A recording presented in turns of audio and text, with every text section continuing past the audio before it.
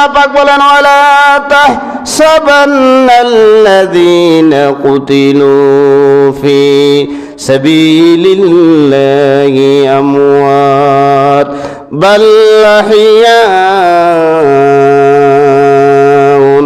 ইনদা রাব্বিহিম ইউরযাকুন।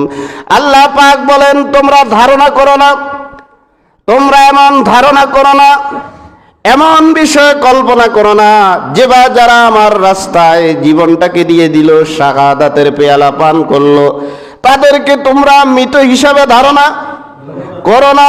বাল্লাহিয়াগুন, বরং তারা কি জীবিত, বরং তারা কি জীবিত। ইনদা রাব্বিহিম ইউরযাকুন।